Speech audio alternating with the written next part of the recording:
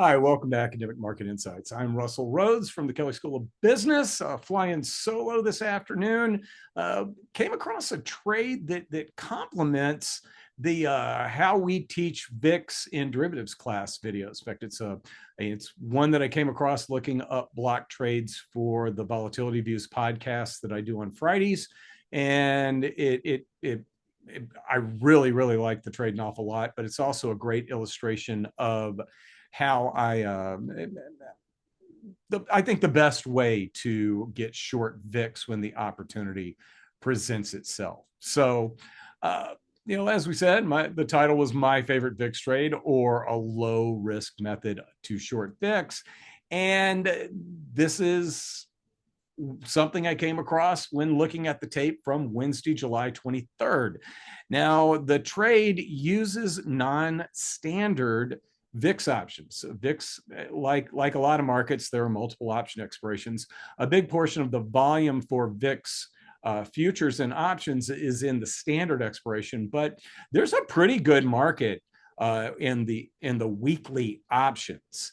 And when I was looking for interesting weekly trades for the podcast with VIX trading at or quoted at 1529, somebody came in and bought 1,200 of the VIX August 6th, 21 puts, and they paid $3.45. And the big question is, what's so special about this? This is an outright put purchase. Well, if you watched our educational video, you probably already have an idea. And if you can do quick math, you also probably have an idea, because you can just quickly try to do the break even in your head if you buy 1,200 of any 21 strike put for $3.45. That break even is a little bit higher than where the market was, and I'm going to explain why and why it makes sense to maybe take advantage of that. So here's a typical payoff diagram, the hockey stick payoff diagram going up to the left side, which represents owning a put. And again, this is buying the VIX August 6th 21 strike put and paying $3.45 for it. That is the maximum potential loss of $3.45. If VIX settlement on August 6th, which is a Wednesday, if VIX settlement in the morning, it's an AM settled contract, make sure everybody's aware of how these work. If VIX settlement came in at 21 or 25 or 100, well, let's say 50, the maximum potential loss is $3.45. Now, if we take a look at the break-even point, the break-even point is 1755, and that is much higher than where VIX was being quoted. Again, VIX was at 1529. So with VIX at 1529 and a break-even point of 1755, we've got a trade that even if VIX moves up a little bit, VIX settlement is 17, and the most recent VIX settlement for non-standard options was 1599. But if VIX settles at 17, this trader, and if this trader holds it through settlement, they would actually make money on this trade. So they've got a bit of a cushion. And just worth pointing out, the unchanged gain, I couldn't really come up with a more academic sounding or more professional sounding name for that data point, but the unchanged gain, if VIX does not move at all between when this trade was executed and August 6th settlement, the trader would make $2.26 per contract, which when you multiply that by the 100 multiplier and 1,200 contracts, that's a really nice gain. But also, what I find more attractive about this trade, and where I look before I even look at potential profitability, is what is the risk. And typically, in order to have a short volatility position, you're selling an option.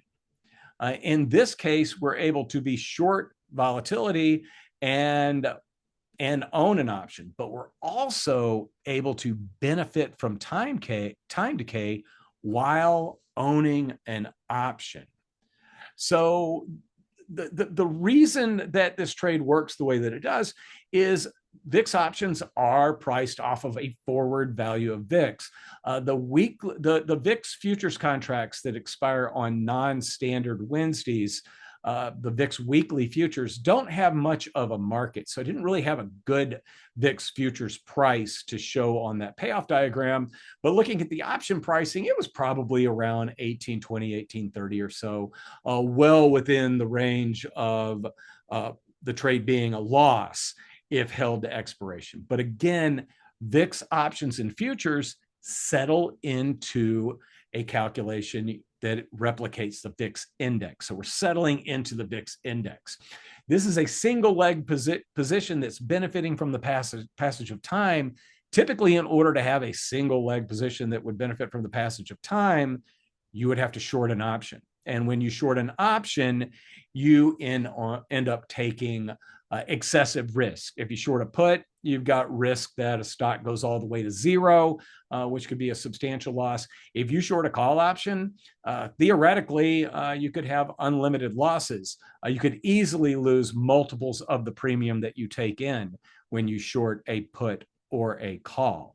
So this method of taking advantage of how VIX futures are priced relative to the spot VIX index and how they tend to gravitate toward each other at expiration.